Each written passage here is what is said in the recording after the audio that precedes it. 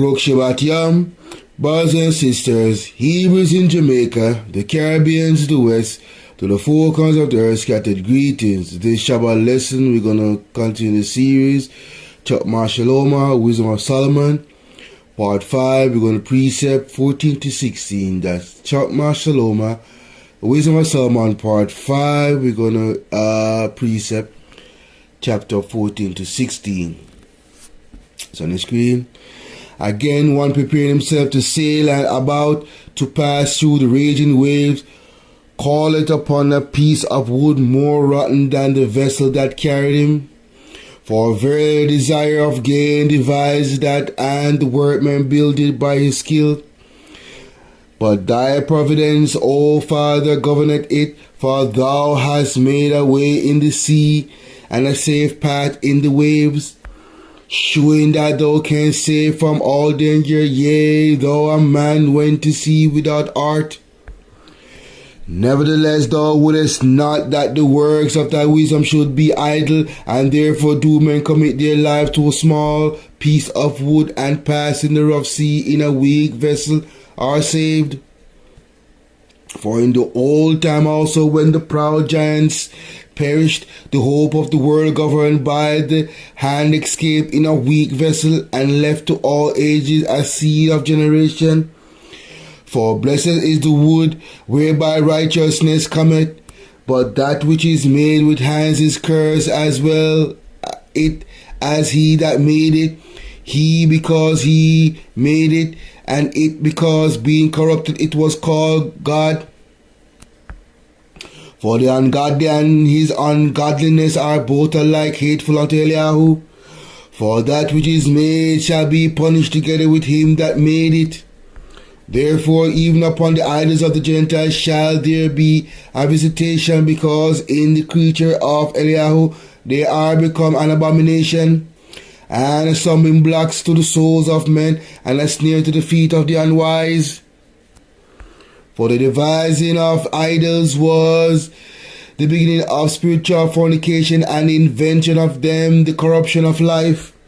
For neither were they from the beginning, neither shall they be forever. For by the vainglory of men they entered into the world, and therefore shall they come shortly to an end.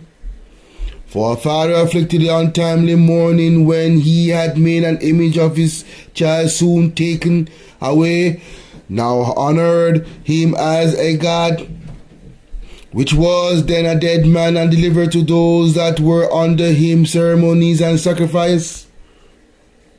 Thus in process of time an ungodly custom grown strong was kept as law, and graven images were worshipped by the commandments of kings, whom men would not honor in presence because they dwelt far off.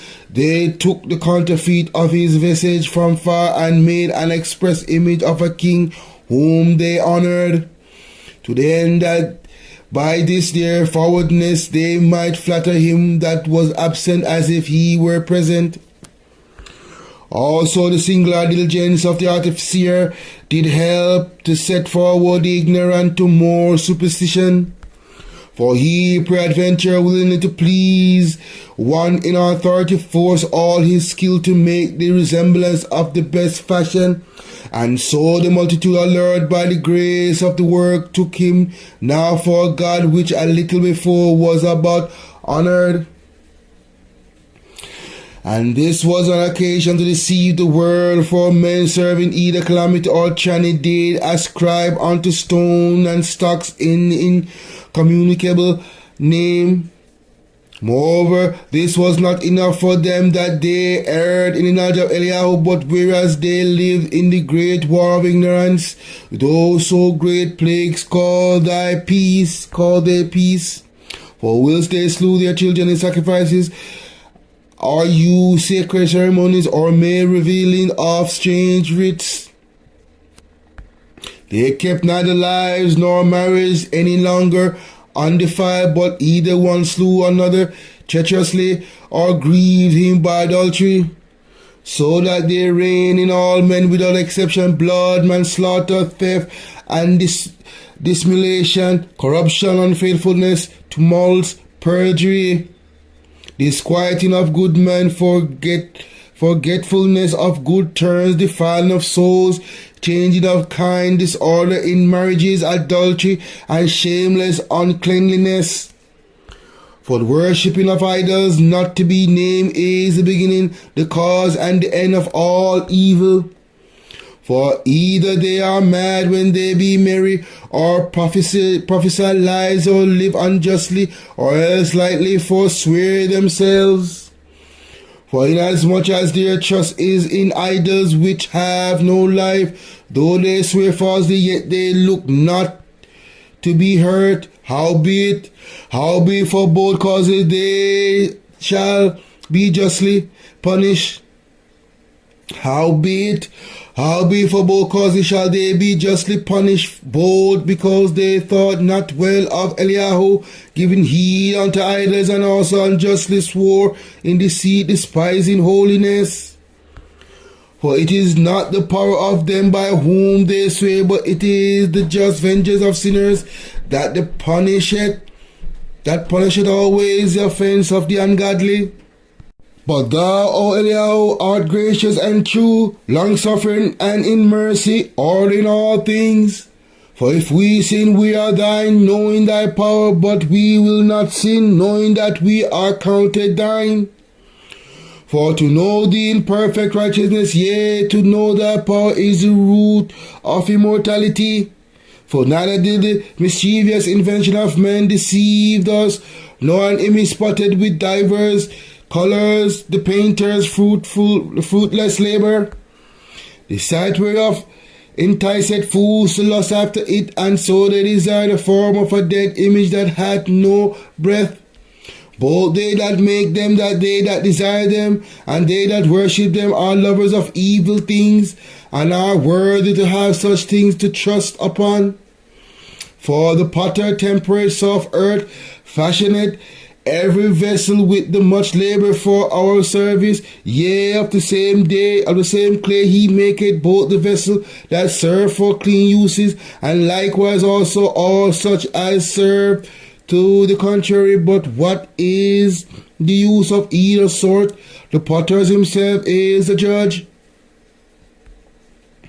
And employing his labor lewdly, he maketh a vain god of the same clay, even he which a little before was made of earth himself, and within a little while after returneth to the same, out when his life which was lent him shall be demanded. Notwithstanding his care is not that he shall have much labor, nor that his life is short, but striveth to excel goldsmith and silversmith, and endeavoureth to do like the workers in brass, and counted it his glory to make it counterfeit things. His heart is ashes, his hope is more vile than earth, and his life of less value than clay. For as much as he knew not his Maker, and him that inspired him into an active soul, and breathed in a living spirit. But they counted our life a pastime, and our time here as marked for gain. For say they, we must be get it every way, though it be by evil means. For this man that of earthly matter maketh brittle vessels, and graven image knoweth himself to offend above all others, and all the enemies of thy people that hold them in subjection are most foolish, and are miserable than very babes. For they counted all the idols of the heathen to be gods, which neither have the use of eyes to see, nor nose to draw breath, nor ears to hear, nor fingers of hands to handle, and as for their feet, they are slow to go. For man made them, and he that borrowed his own spirit fashioned them, but no man can make a God like unto himself. For being mortal, he worketh a dead thing with wicked hands. For being mortal, he worketh a dead thing with wicked hands. For being a mortal, he worketh a dead thing with wicked hands, for he himself is better than the things which he worshipped. Whereas he lived once, but they never. Yea, they worship those beasts also that are most hateful for being compared together. Some are worse than others, neither are they beautiful so much as to be desired in respect of beasts. But they went without the praise of Eloah and his blessing. Therefore, by the like were they punished worthily, and by the multitude of beasts tormented. Instead of which punishment, dealing graciously with thine own people, thou preparest for them meat of a strange taste, and even quails to stir up their appetite, to the end that they desiring food might for the ugly sight of the beasts sent among them loathe even that which they must needs desired. But these suffering purge for a short space might be made partakers of strange tastes. For it was requested that upon them exercising chani should come purge which they could not avoid. But to these it should only be shewed how the enemies were tormented. For when the horrible fierceness of beasts came upon these, and they perished with the stings of crooked serpents, thy wrath endured not forever. But they were troubled for a small season, that they might be admonished, having a sign of salvation to put them in remembrance of the commandments of thy law. For he that turned himself towards it was not saved by the things that he saw, but by thee, that art the Saviour of all. And in this thou madest thy enemies confess that it is thou who deliverest from all evil. For them the biting of grasshoppers and flies kill, neither was there found any remedy for their life, for they were worthy to be punished by such. But for thy sons, not the very teeth of venomous dragons overcame, for thy mercy was ever by them and healed them.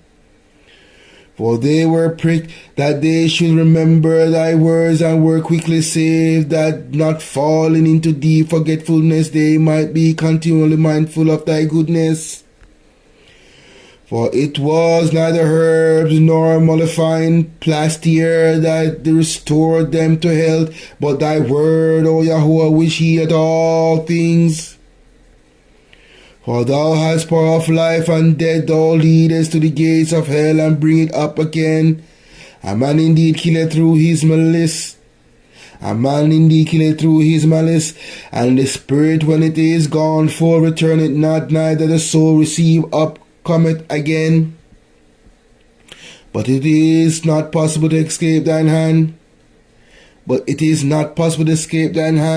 For the ungodly that deny to know thee were scourged by the strength of thine arm with strange rains, hails, and showers where they persecuted that they could not avoid, and through fire were they consumed.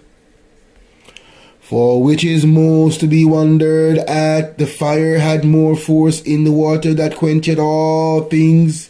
For the world fighteth for the righteous.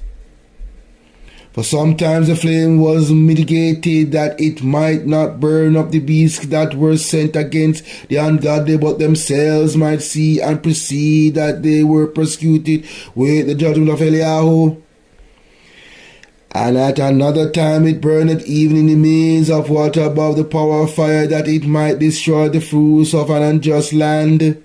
Instead whereof thou feedest thine own people with angel food, and didst send them from heaven bread prepared without their labor, able to content every man's delight, and agreeing to every taste.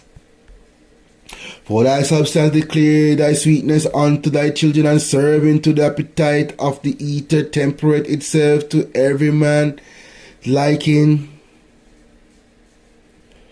But snow and ice endure the fire, melted not, that they might know that fire burneth in the hail and sparkleth in the rain did destroy the fruits of the enemies. But this again did even forget his own strength, that the righteous might be nourished For the creatures that serve thee, who art the Maker, increaseth his strength against the unrighteous for their punishment, and abated his strength for the benefit of such as put their trust in thee. Therefore even then was it altered into all fashions, and was obedient to thy grace that nourisheth all things, according to the desires of them that had need, that thy children, O Yahuwah, whom thou lovest, might know that it is not the growing of fruits that nourisheth man, but that it is thy word which preserveth them that put their trust in thee.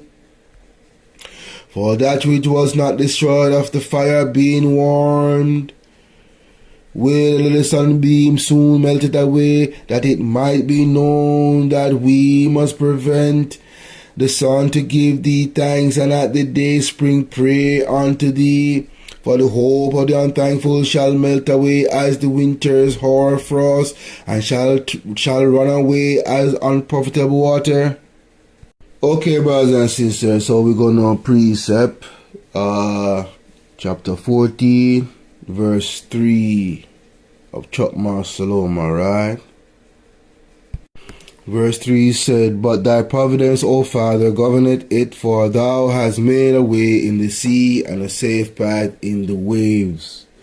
So we're going to use Shemot. We're going to use Shemot 14, Exodus 14, 15 to 22 to bring out that precept in verse 3 of Chokmah, Shalomah, Wisdom of Solomon. Right? And Yahuwah said unto Moshe, so in verse 3 of Chokmah, Shalomah, it says, For thy providence, O Father, governeth it, for thou hast made a way in the sea and a safe path in the waves. So this is talking about the Exodus. How the Most High is our providence, He's our provider. And He made a way through the sea. By how did He make a way to make a way through the seas, brothers and sisters? By a path in the Red Sea, and give us a safe path in the waves. One on the right, on the left, the wall. When the Most High split open the Red Sea, 15 cubit high, that wall is the same height of the flood, 22 point something meters high in the sky, or feet in the sky. So 15 cubit, biblically, 15 cubit, right, is approximately 22.5 feet, or 6.75 meters, or 7 meters. Say no how high that is, brothers and sisters, right? The Most High let the water settle on the earth, or flood the earth, right? 15 cubit. That's 22.5 feet. Look, think about how tall that is, brothers and sisters. You know what I mean? On meter, 6.75 or 7 meters. Brothers and sisters? So when the Most High part the Red Sea, one wall on the right, one wall on the left, that's the height. You know what I mean? That's the height of the wall. And that's the way the Most High make through to give us safe path in the waves. So we're going to bring that out in Shemot, Exodus 14, 15 to 22. And Yahuwah said unto Moshe, Wherefore criest thou unto me? Speak unto the children of Israel, that they go forward, but lift thou up thy rod and stretch out thine hand over the sea and divide it. And the children of Israel shall go on dry ground through the maze of the sea. And I, behold, and I will harden the hearts of the Mizraims, and they shall follow them, and I will get me honor upon Pharaoh, and upon all his hosts, upon his chariots, and upon his horsemen. And the Mizraim shall know that I am Yahuwah, when I have gotten me honor upon Pharaoh, upon his chariots, and upon his horsemen. And the angel of Eliyahu, which went before the camp of Israel, removed and went behind them, and the pillar of the cloud went from before their face and stood behind them. And it came between the camps of the Mizraims and the camps of Israel, and it was a cloud and darkness to them, but it gave light by night to those, so that the one came not near the other all the night. And Moses stretched out his hand over the sea, and Yahuwah caused the sea to go back by a strong east wind all that night, and made the sea dry land, and the waters were divided. And Israel went into the midst of the sea upon the dry ground, and the waters were a wall unto them on their right hand and on their left. So you see, verse 3 was talking about in Chokmah, Shalomah, the Exodus and the miracle of the Most High wrought before Israel. And you see, the Most High was ticked off with Moshe also too, because you see, and Yahuwah said to Moshe, wherefore Christ thou to me? Why did the Most High say that? Because Moshe already gave Moshe the power is in his rod. All Moshe had to do was cry to the Most High and said, Most High, deliver us, or even raise his hand and said, you know what I mean, open the Red Sea, or something to that sort. You know what I mean? And then the Most High would immediately act upon his word. You see, but Moshe did not do that. Instead, Yahuwah said unto Moshe, wherefore Christ thou unto me? Speak unto the children of Israel, that they go forward.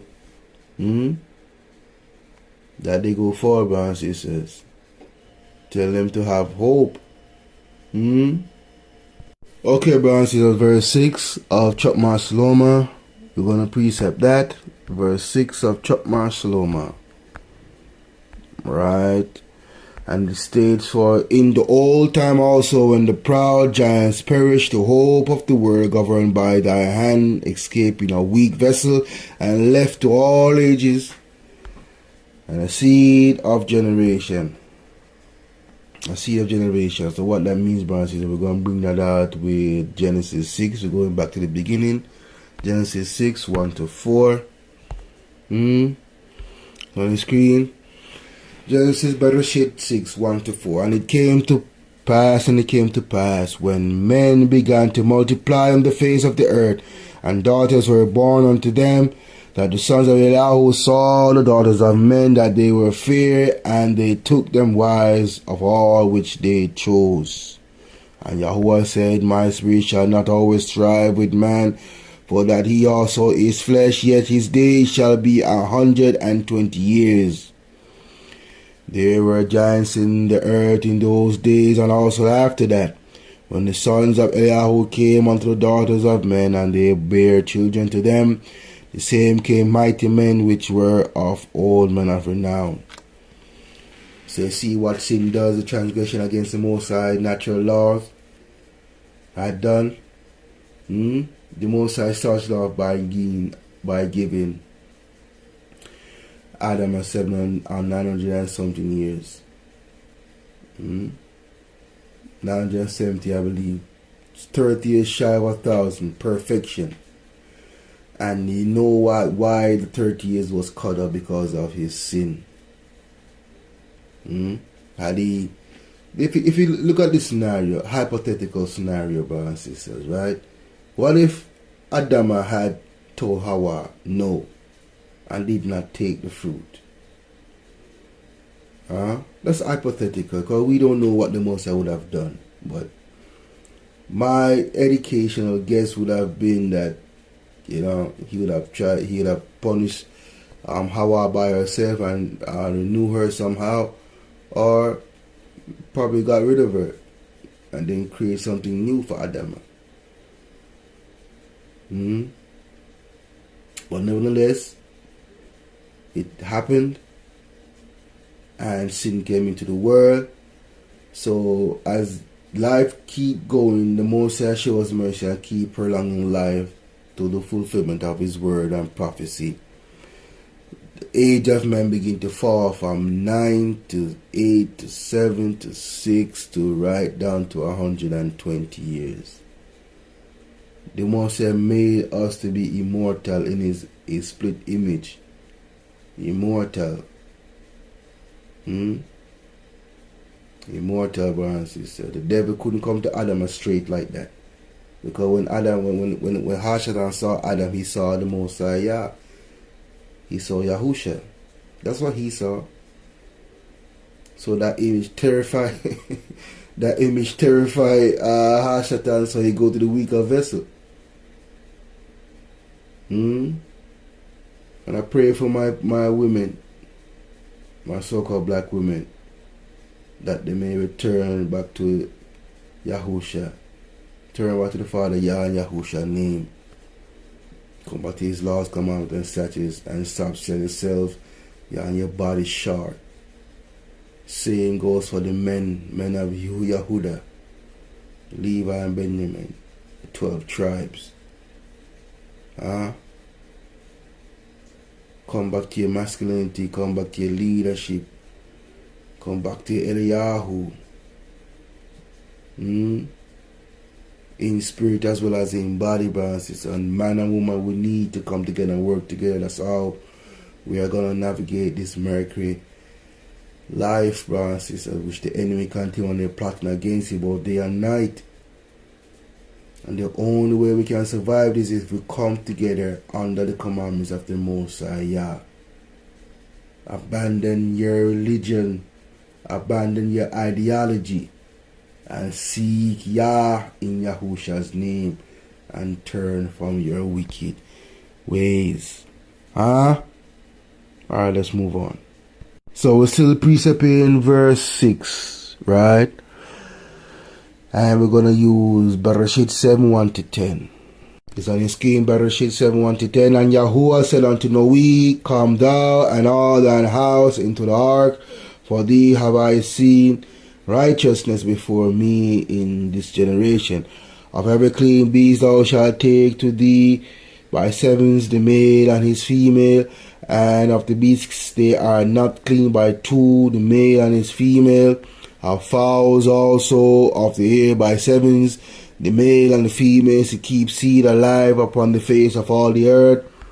For yet 7 days, and I will cause it to rain upon the earth 40 days and 40 nights, and every living substance that I have made will destroy from off the face of the earth. And Noe did according unto all that Yahuwah commanded him. And Noe was 600 years old when the flood of the waters was upon the face of the earth. And Noe was 600 years old when the flood of waters was upon the earth. And Noe went in, and his sons and his wife and his sons' wives with him, into the ark because of the waters of the flood, of clean beasts and of beasts that are not clean, and of fowls and of everything that creepeth upon the earth. There went in two and two unto Noe into the ark, and the male and the female, as Eliyahu had commanded Noe. And it came to pass after 7 days that the waters of the flood were upon the earth. So you see, brothers and sisters, in this passage, we're going to break down a lot of stuff in this one passage, right? So the ark in Bereshit represents Yahusha.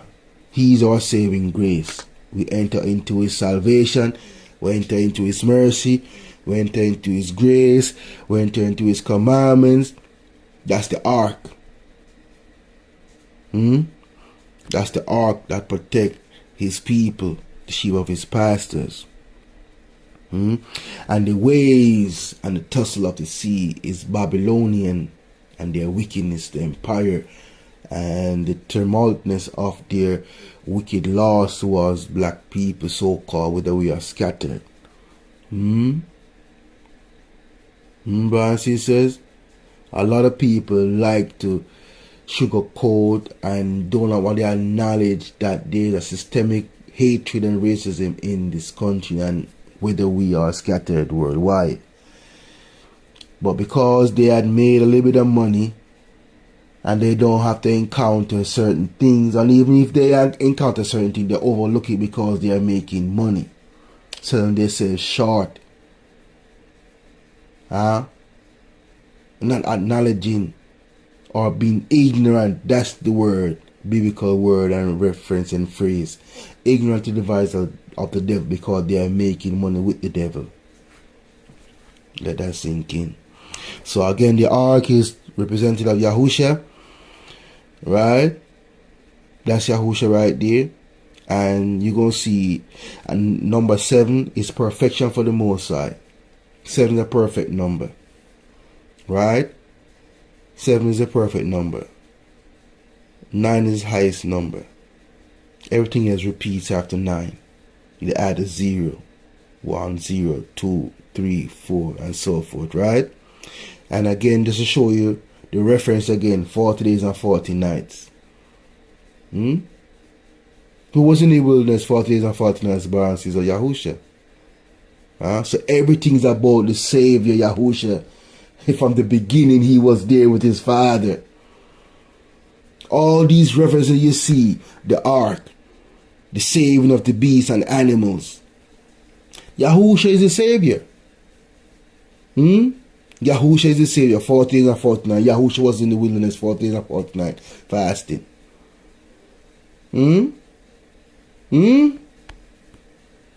And the final Savior is save man and woman. Everything, man and woman. Even down to the beasts, male and female. Ants, male and female. Insects, male and female. Because why? We need each other. This is what the Most High is saying. He created us like that. We need each other. We're not supposed to be pressuring one and the other. You know, the one person alone must do everything. You just sit there and not do nothing. You see what I mean? You cannot compare our grandparents' time in the 40s, in the 50s and 60s, where the economy wasn't that, strenuous. What a one man could work and the wife stay home and whatever. Now in this modern volatile economy, bro and sister, you need 3, 4, 5 jobs. It's sad, but that's the truth. You know what I mean? We need 2 income to keep afloat in this society. So I don't understand the mindset of our women and just selfishness, not seeing the reality of the situation. You know, you pressure the so-called black man, and the so-called black man is under pressure just as you, because the system don't like both of you. So why not come together, use your head and come together and navigate through the system, and so y'all could benefit and prosper. But again, the evil effect is in effect. Why do I say the evil effect is in effect? Just like how Eve hearkened to Hashatan in Bereshit in the beginning, the same way she's hearkening to Hashatan right now. The system is Hashatan. You know what I mean? And they know the women are easily being manipulated and deceived. Let's call it what it is. And in order for you to attack a family and to attack a country, you first come to the woman. You break she down, you get access to the child. You get access to the child, the family is corrupted.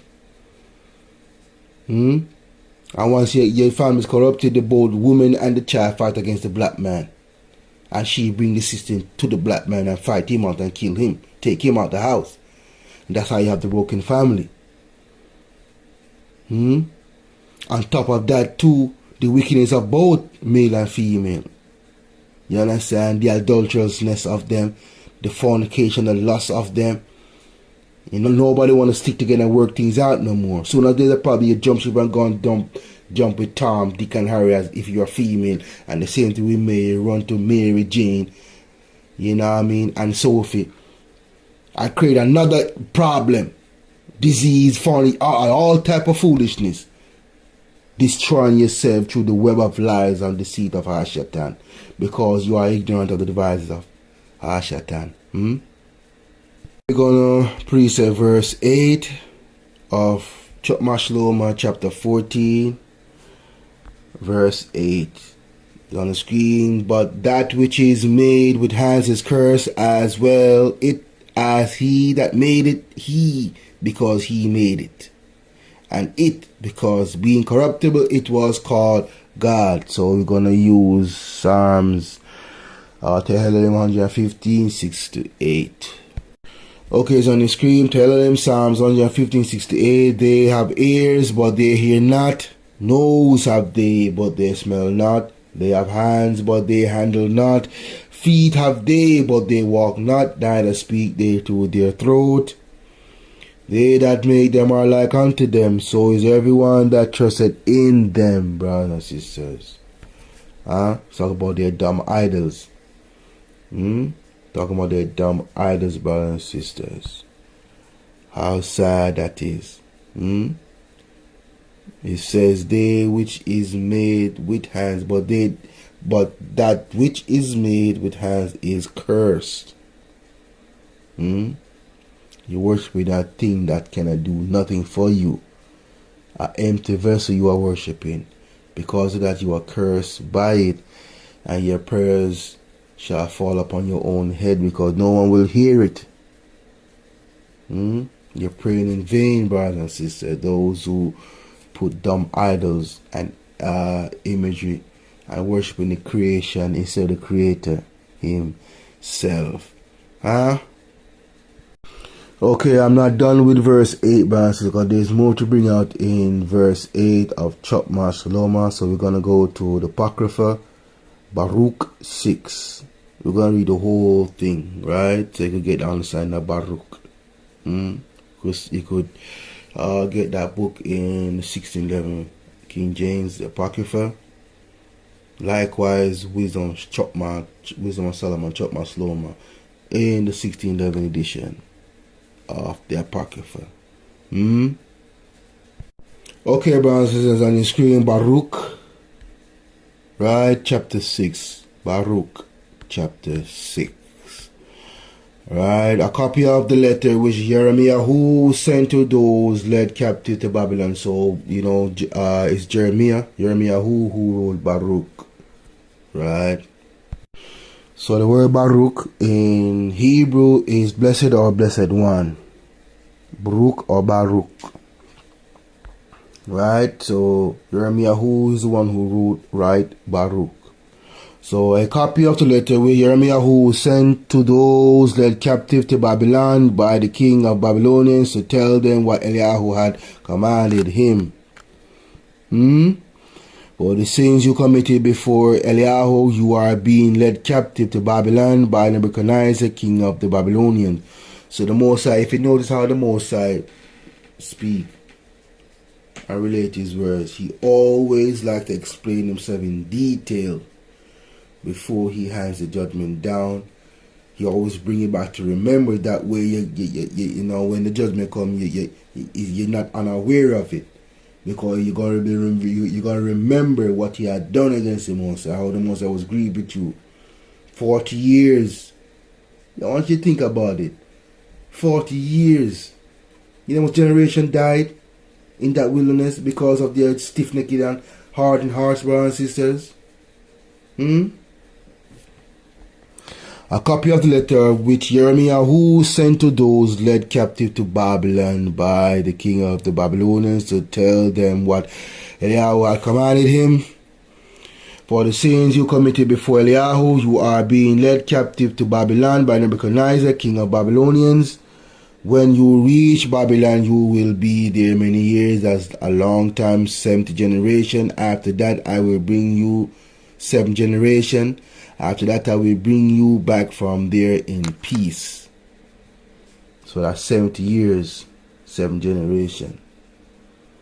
And now in Babylon, you will see gods of silver and gold and wood carry shoulder high to cast fear upon the nations.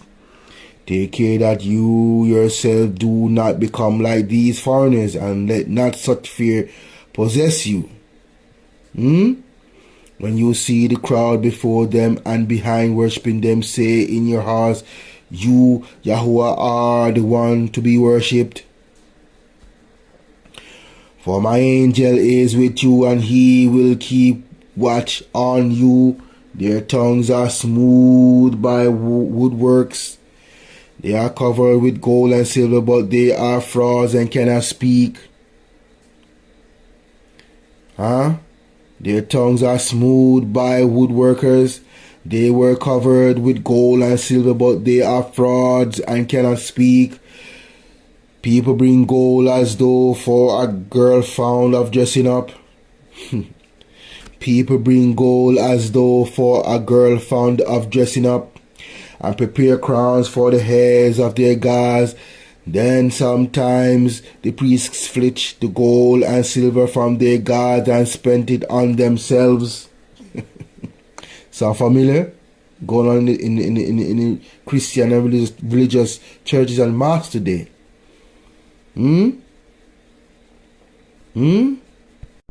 Or give part of it to harlots in the brothel. They dress them up in clothes like human beings. These gods are silver and gold and wood.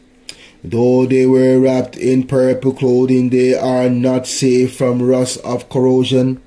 Their faces are wiped clean of the cloud of dust which is thick upon them.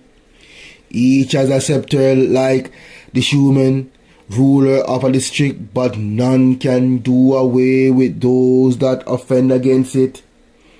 Each has in its right hand an axe or a dagger, but cannot save itself from war or pillage.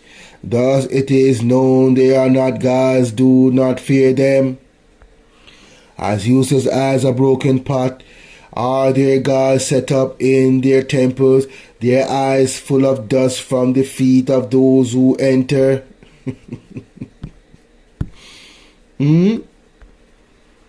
Their country yards are walled in like those of someone brought to execution for a crime against the king. The priests reinforce their temples with gates and bars and bolts so they will not be carried off by robbers. They light more lamps for them they light lamps more for them than for themselves, yet not one of these can they see.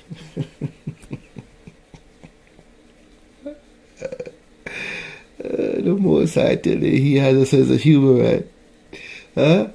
They light more lamps for them than for themselves, yet not one of these can they see. They are like any timber in the temple. Their hearts, it is said, are eaten away, though crawling creatures from the ground consume them, and their garments, they do not feel it. Their faces become sooty from the smoke in the temple. Bats and swallows alight on their bodies and heads, any bird and cats as well. Know therefore that they are not gods, do not fear them. Gold adorn them, but unless someone wipes away the corrosion, they do not shine. They felt nothing when they were molded. They are bought at whatever price, but there is no spirit in them. Since they have no feet, they are carried shoulder high, displaying to all how worthless they are. Even those who worship them are put to shame. Because if they fall to the ground, the worshippers must pick them up. Because if they fall to the ground, their worshippers must pick them up. They neither move of themselves if one sits them upright, nor come upright if they are tipped over. Offering are set out for them as for the dead. Their priests sell their sacrifices for their own advantage. Likewise their wives cure some of the meat, but they do not share with the poor and the weak. Women ritually unclean or at childbirth handle their sacrifices. Women ritually unclean or at childbirth handle their sacrifices. From such things know that they are not gods, do not fear them. How can they be called gods? Women set out the offerings for those gods of silver, gold, and wood. And in their temples the priests squat with torn tunic and with shaven hair and beard and with their heads uncovered. They shout and wail before their gods as others do at a funeral banquet. The priests take some of the clothing from their gods and put it on their wives and children.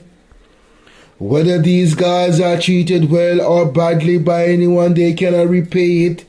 They can neither set up nor remove a king. They cannot give anyone riches or pennies. If one fails to fulfill a vow to them, they will not exact it. They neither save anyone from death, nor deliver the weak from the strong, nor do they restore sight to the blind or rescue anyone in distress. The widow they do not pity, the orphans they do not help. These gilded and silvered wooden statues are no better than stones from the mountains. Their worshippers will be put to shame. How then can it be thought or claimed that they are gods? Even Chaldeans themselves have no respect for them.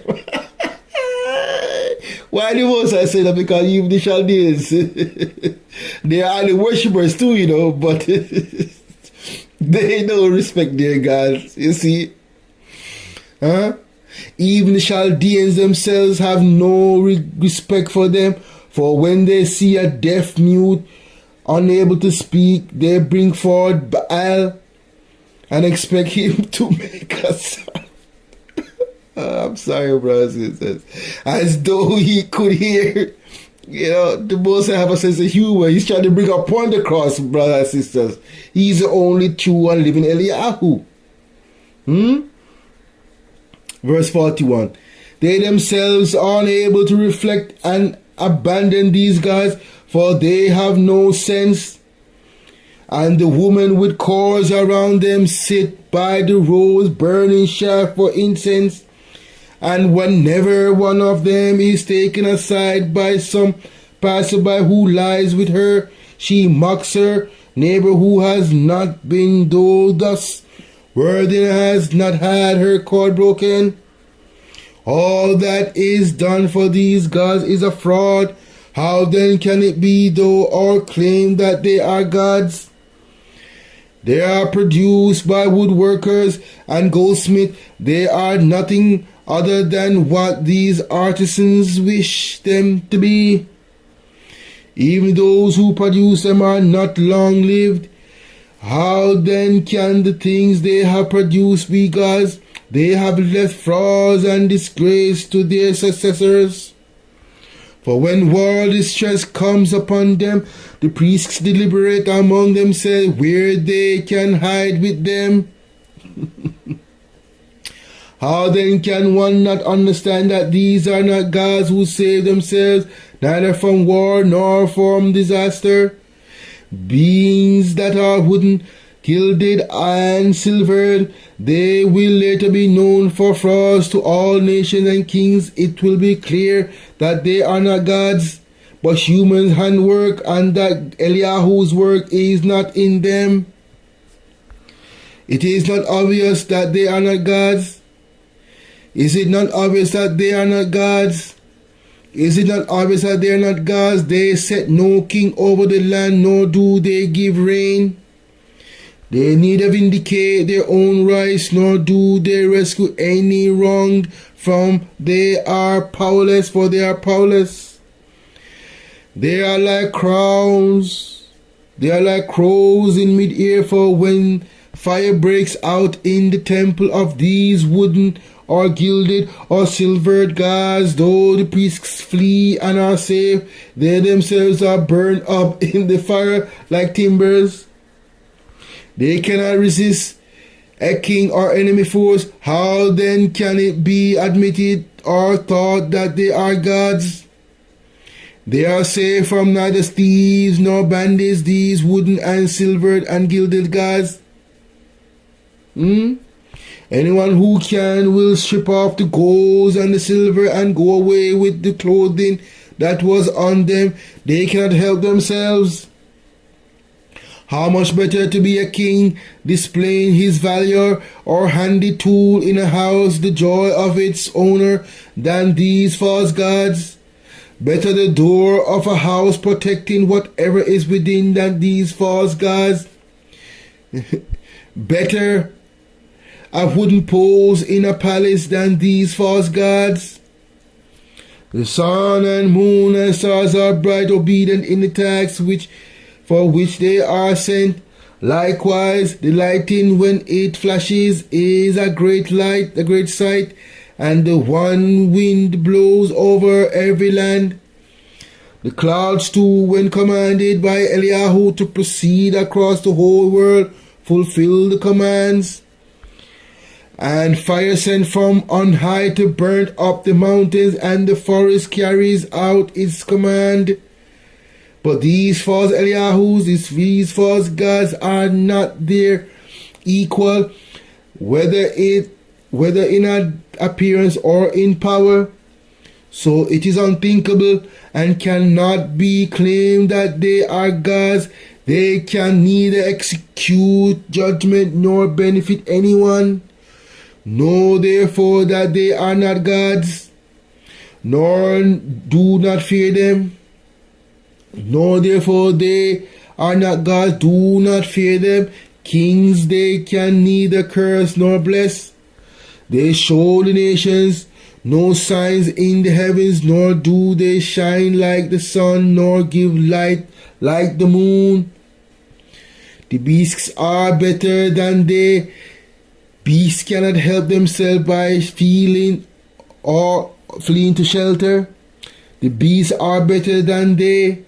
Beasts can help themselves by fleeing to shelter. Thus it is in no way apparent to us that they are gods, so do not fear them.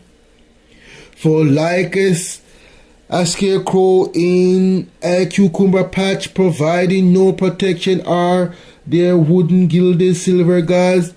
Just like a thorn bush in a garden on which perches every kind of bird, or like a corpse hurled into darkness, are their wooden, gilded, silvered gods. From the rotting of the purple and the linen upon them, you can know that they are not gods. They themselves will in the end be consumed and be a disgrace in the land. Better the just who has no idol, such shall be far from disgrace.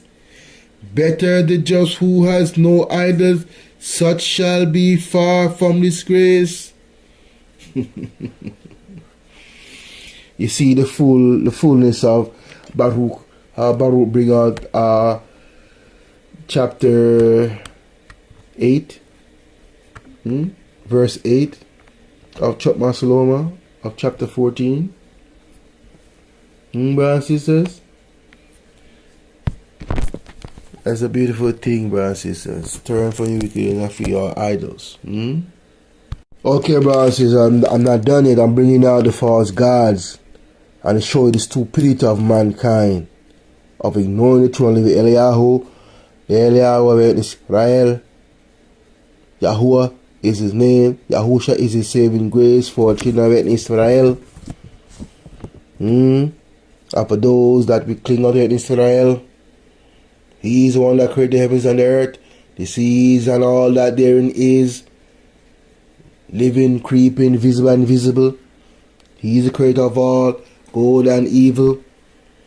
So we're gonna bring down more. We're gonna bring down some more and use the confirmation of Tehillim, King David in the God, Psalms 115, 6 to 8 is on your screen. They have ears, but they hear not. Noses have they, but they smell not. They have hands, but they handle not. Feet have they, but they walk not. Neither speak they through their throat. They that made them are like unto them. So is everyone that trusted in them. They are fools, brothers and sisters. And let's go to Yirmiyahu. We're moving on. We're gonna precept verse 11. Of 14, chapter 14, verse 11.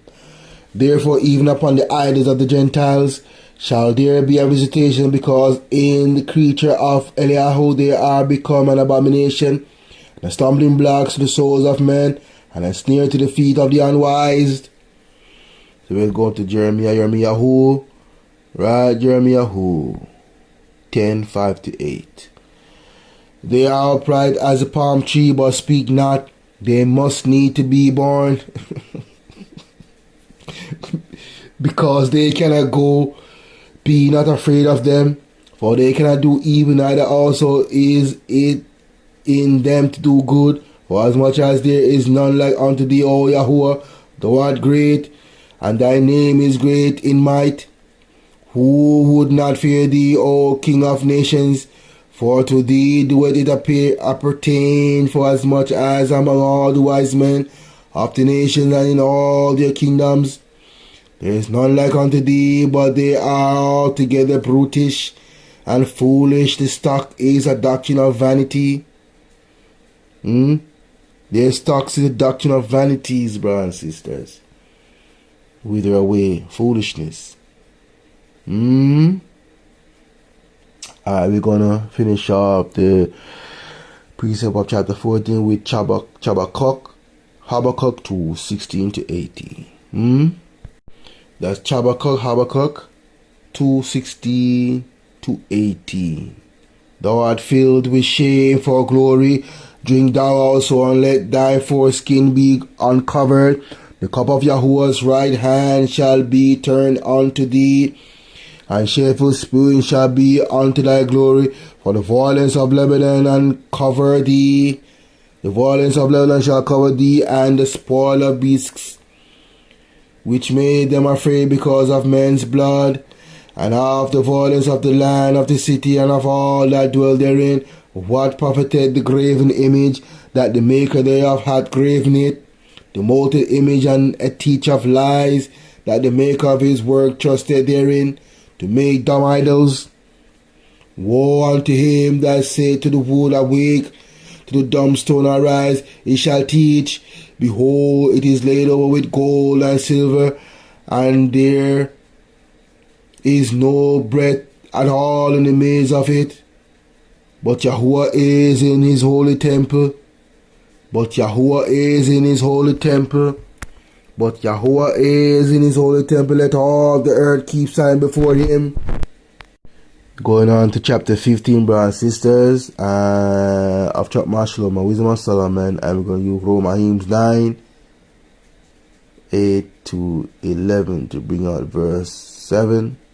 It's on the screen, verse 7. For the potter tempered soft earth fashioned every vessel with much labor for our service, yea, of the same clay he maketh both the vessels that serve for unclean uses, and likewise also all such as serve to the contrary. But what is the use of either sort? The potter himself is the judge, brothers and sisters. So we're going to use Romans 9, 8 to 11 to bring that out. Okay, brothers and sisters, Romans 9, 8. We're going to go one verse further to 12. Right, so 8 to 12 instead of 8 to 11. That is, they which are the children of the flesh, these are not the children of Eliyahu, but the children of the promise, are counted for the seed. For this is the word of promise. At this time will I come, and Sarah shall have a son. And not only this, but when Rebekah also had conceived by one, even by our father Isaac, for the children being not yet born, neither having done any good or evil, that the purpose of Eliyahu according to the election might stand, not of works, but of him that calleth. It was said unto her, the elder shall serve the young. So the children of the flesh is not the children of Eliyahu. Why they are not children of Eliyahu? Because the flesh is a sinful thing, brothers and sisters. You cannot please the Most High in the flesh. You have to please him in the spirit. Eliyahu is a spirit, and they that worship him must worship him in what? Spirit and in truth. So you cannot please the Most High in the flesh, because the flesh is desperately wicked. The heart of man is very wicked. Who can know it, brothers and sisters? Who can know it? The children of the promise are counted for the seed. So who are the children of the promise? Those that are keeping his laws, commandments, and started within Israel. It's sad and unfortunate not all of Israel will be saved, and that's the sad thing about it. The scripture said, many are called, but few are chosen, brothers and sisters. And you will see the promised seed in verse 9, when it says, for this is the word of promise, at this time will I come, and Sarah shall have a son. And that son is Isaac. And not only this, but when Rebekah also had conceived by one, even by our father Isaac.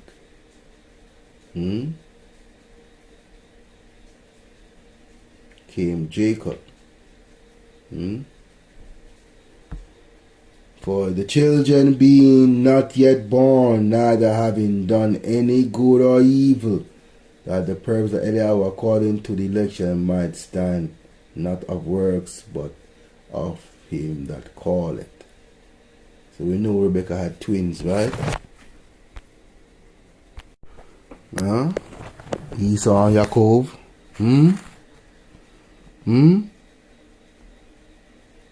And in verse 7 it says the judge, the potter himself is a judge. Why the Most High use that? Because those who do clay work, who use the clay to form pots and vessels and stuff, the one who is molding the clay is the Lord of the clay. He judged the clay. He molded the clay however he wants it. If he wants the clay to go upright, or he wants the clay to go right or to go left, you know what I mean? He has the ability to do that because he's the one that governing the clay. So he's a judge of it. He's the one that making the clay into a vessel of service, of clean things. That's exactly what the intention of the Most High Yah is in the beginning with when he created Adam. He created a vessel to do what? Clean things. But again, the Most High gave us a heart and free will to choose, and we always continue to choose the wrong thing. Therefore, the judgment always continue to keep coming. So we're gonna bring out Luke 12, right? We're going to precept verse 9 of chapter 15. I'm going to use Luke 12, the full chapter, but let's go over this chapter 9, verse 9 of chapter 15 of Chokmah, Shalomah. Notwithstanding, his care is not that he shall have much labor, nor that his life is short, but striveth to excel goldsmith and silversmiths, and endeavoureth to do like the workers in brass, and counted it his glory to make counterfeit things, so that they delight in idols and idol worshipping and vain things, as what's happening in today's modern society. The main focus is money, vain things that is withering away, things that don't have no substantial foundation. You see, focus on things that you will leave behind. Outside that is. So we're gonna use Lucas 12. We're gonna read the full chapter to bring out this verse 9 in Chokmah, Shalomah, chapter 15. In the meantime, when they were gathered together an innumerable multitude of people, insomuch that they trod one upon another, he began to say unto his disciples, first of all, be aware ye of the leaven of the Pharisees, which is hypocrisy. For there is nothing covered that shall not be revealed, neither hid that shall not be known. Therefore, whatsoever ye have spoken in darkness shall be heard in the light, and that which ye have spoken in the air in the closet shall be proclaimed upon the housetops. And I say unto you, my friends, be not afraid of them that kill the body, and after that have no more that they can do. But I will forewarn you whom ye shall fear. Fear him which after he had killed had power to cast into hell. Yea, I say unto you, fear him. Are not 5 sparrows sold for 2 fatlings, and not one of them is forgotten before Eliyahu? Are not 5 sparrows sold for 2 farthings, and not one of them is forgotten before Eliyahu? But even the very hairs of your head are numbered. Fear not, therefore, ye are of more value than any sparrows. Also I say unto you, whosoever shall confess me before men, him shall the Son of Man also confess before the angel of Eliyahu. But he that denied me before men shall be denied before the angel of Eliyahu. And whosoever shall speak a word against the Son of Man, it shall be forgiven him. But unto him that blasphemeth against the Ruach HaKodesh, it shall not be forgiven. But unto him that blasphemeth against the Ruach HaKodesh, it shall not be forgiven.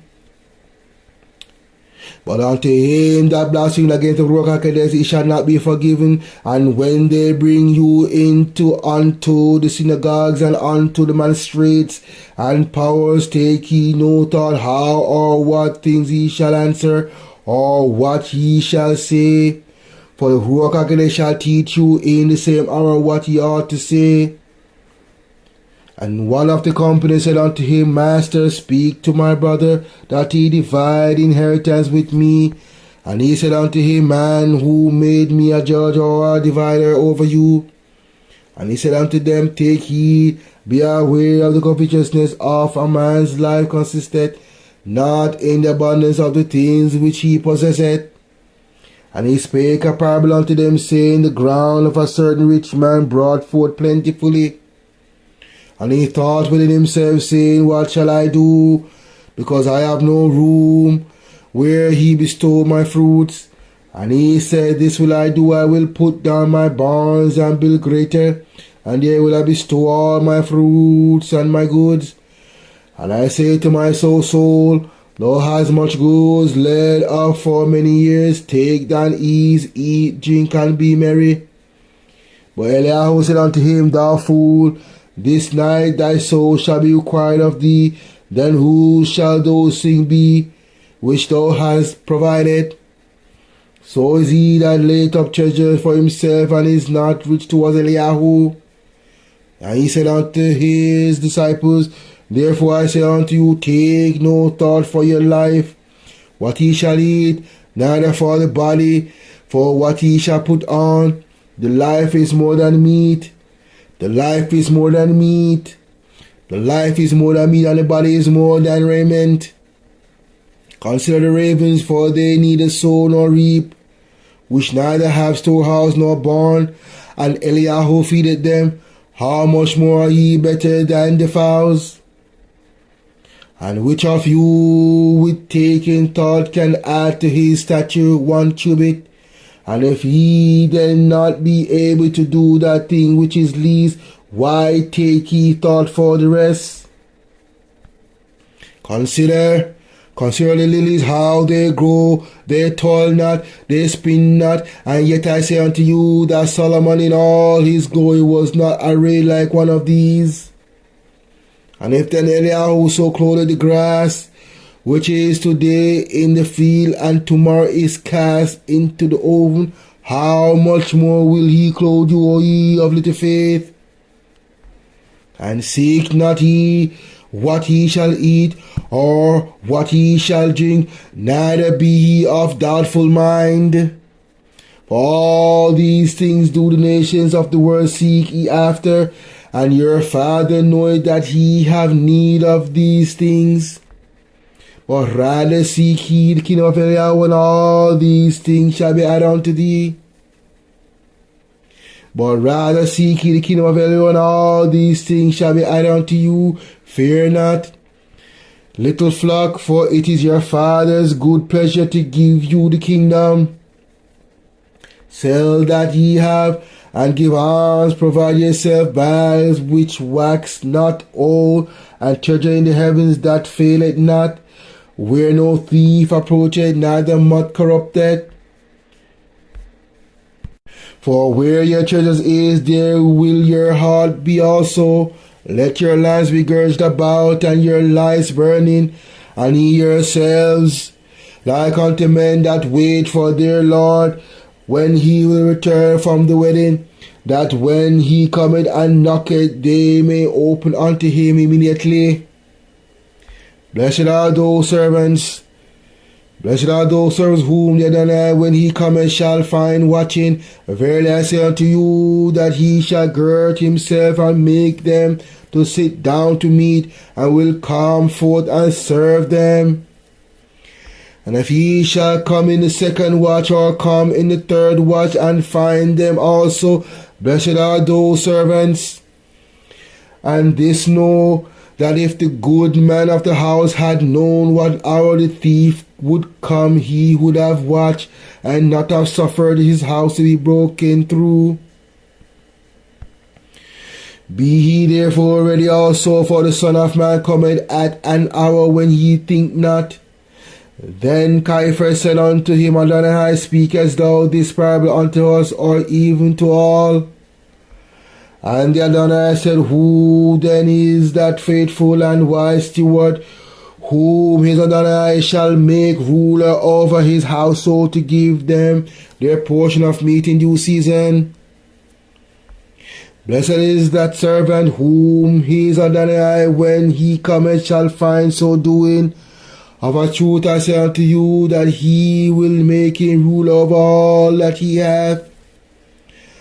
But if that servant say in his heart, My Adonai delayed his coming, and shall begin to beat the men servants and maidens, and to eat and drink and be drunken, then the Adonai of that servant will come in a day when he looketh not for him, and at an hour when he is not aware, and will cut him in sunder.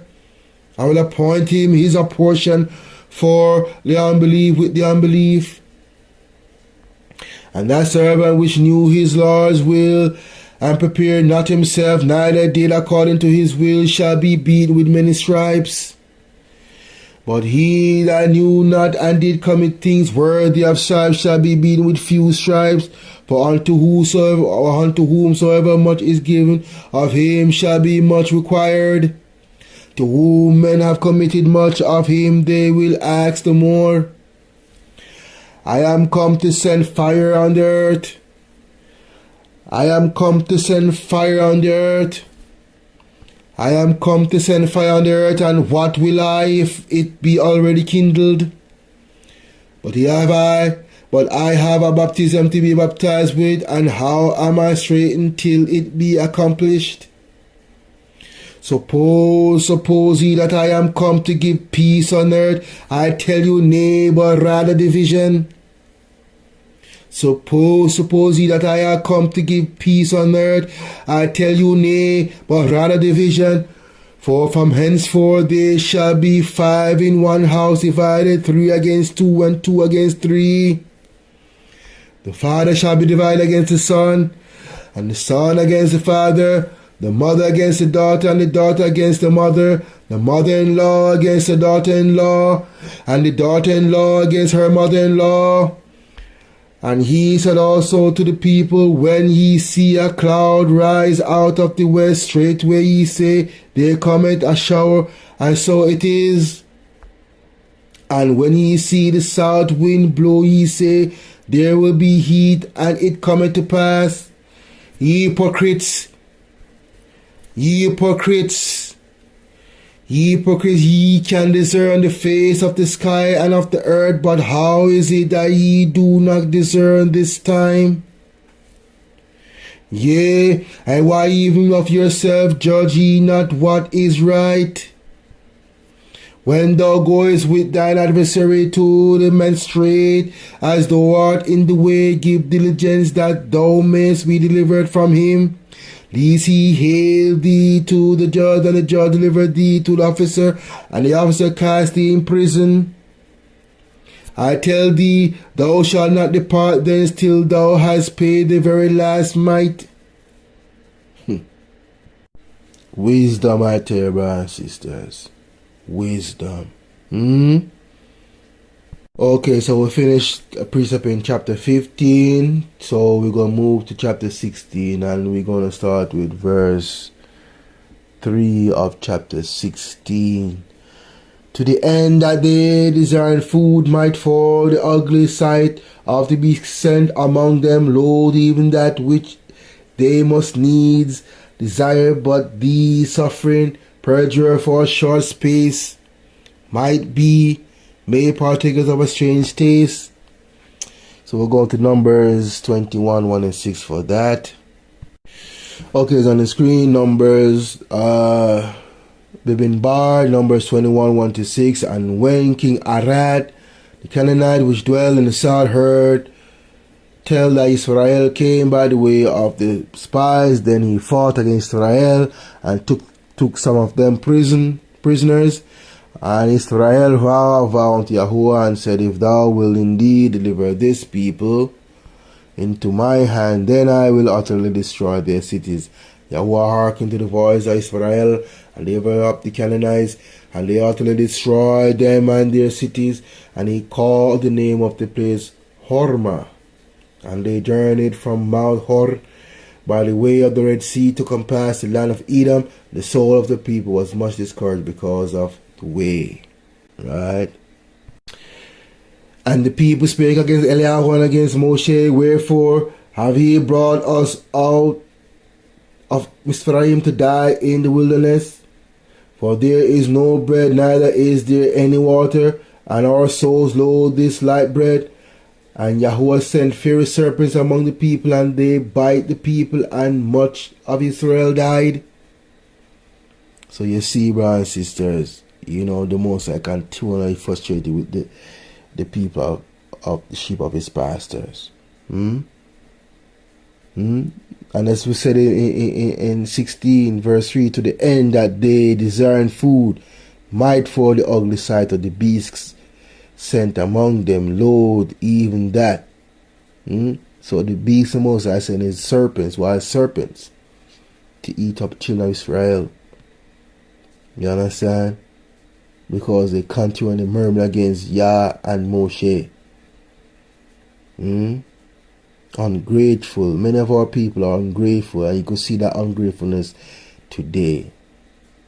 The ignorance today. You understand? My people shall perish of lack of knowledge. Knowledge of what? They eat the devices of the Hashatan. The wickedness of other nation towards us, their policies towards us, yet still they will not see the devastation of the policies of yesteryear and today has affected certain people, certain groups of people. The brutalities of these cops. Yes, many of our people are in denial of that fact. Don't know nothing about biblical prophecy. All they want to do is sing Kumbaya and hold hands. The scriptures have segregation in the Bible too. You didn't know that? Come out of her, my people. Be ye separate. Be ye Kadesh, holy. You don't want to talk about that, right? Right. Okay, brothers, so we go. We're not finished yet. We're gonna go to Numbers 21, right, verse 5. Right, Numbers 21, verse 5.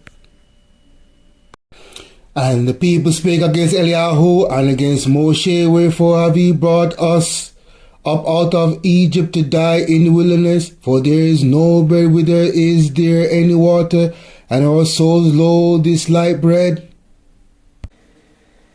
Okay, Bibin Bar 21, and we're going to start from 15, and we're going to take to 24. Okay, it's on the screen, brothers and sisters. Numbers 21, Bibin Bar 21, 15 to 18, and at the stream of the brooks that goeth down to the dwelling of the and at the stream of the brooks that goeth down to the dwelling of and lied upon the border of Moab, and from thence they went to Beer, that is the well whereof Yahuwah spake unto Moshe, gather the people together, and I will give them water. Then Israel sang this song, Spring up, O well, sing ye unto it. And the princes digged the well, the nobles of the people digged it, by the direction of the lawgiver with their staves, and from the wilderness they went to Montana. Most High provide a way when there's no way, brothers and sisters. This is the Most High's will. That you may know that I am Yahuwah. Yahuwah Tzivahut. Okay, brothers and sisters, so we're going to continue the precept. Verse 3, we're going to use Bimini Bar again, 21, 28 to 31. Because see, the Most High is painting this picture, right? After he lead them in the wilderness, give them water, lead them at the border of Moab, right? Is to possess their land. You see, right? It's to possess their land. Bimini Bar 21, 28 to 31. For there is a fire gone out of Heshbon, a flame from the city of Sihon. It had consumed Ur of Moab and the lords of the high place of Arnon. Woe to thee, Moab, thou art undone, O people of Shemash. He had given his sons that escape. He had given his son that escape and his daughters into captivity unto Sihon, king of the Amorites. We have shot at them. Heshbon is perished even unto Dibon, and we have laid them waste even unto Nophah, which reaches unto Medibah. Thus Israel dwell in the land of the Amorites. So the Most High prepare a way when there is no way, make a way in the wilderness, give them water, rain, manna from heaven, and give them the land of the Amorites.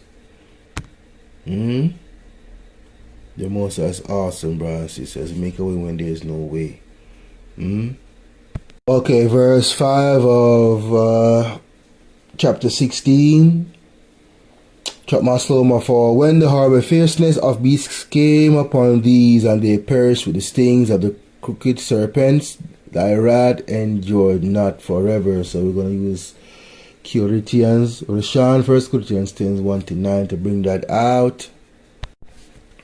1 Corinthians 10, 1 to 9. Moreover, brethren, I would not that ye should be ignorant, how that all our fathers were under the cloud, and all passed through the sea, and were all baptized unto Moshe in the cloud and in the sea, and did all eat the same spiritual meat, and did all drink the same spiritual drink, for they drank of that spiritual rock that flowed them, and that rock was Mashiach.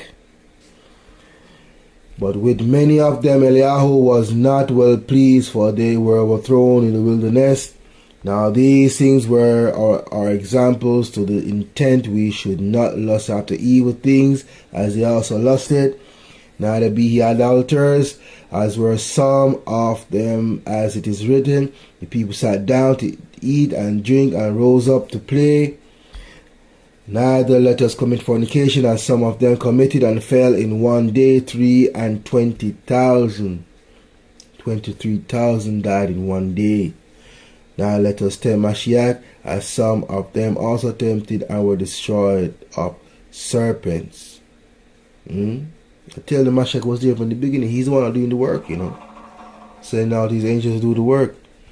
And you see right here, when it says right here, in verse 4, of Christian version, and did all drink the same spiritual drink, for they drank of that spiritual rock that followed them, and that rock was Mashiach.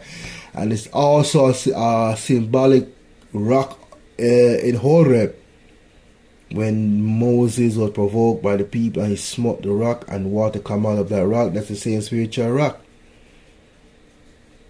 But that's a physical rock. It's the same similarities. How do you know that so? When the Mashiach was crucified on the cross and the Roman soldier thrust a spear in his side, what came out of his side, brothers and sisters? Two things occurred: blood and water, symbolizing the spiritual and the physical rock in one. Wisdom, brothers and sisters. Wisdom. Okay, so verse 6 of chapter 16, Chokmah, Shalomah. One precept that, but they were troubled for a small season, that they might be admonished, having a sign of salvation to put them in remembrance of the commandments of thy law. So we're going to use Bimini Bar 21, 8 and 9. It's on the screen. And Yahuwah said unto Moses, Moshe, make thee a fiery serpent and set it upon a pole. Shall come to pass that everyone that is bitten, when he looked upon it, shall live. And Moshe made a serpent of brass and put upon it a pole. And it came to pass that if a serpent had bitten any man, when he beheld the serpent of brass, he liveth, brothers and sisters. Right? He liveth. Okay, brothers and sisters, if you take a look at the screen, right, you will see an image. Right, you will see an image of the serpent that Moshe lifted up.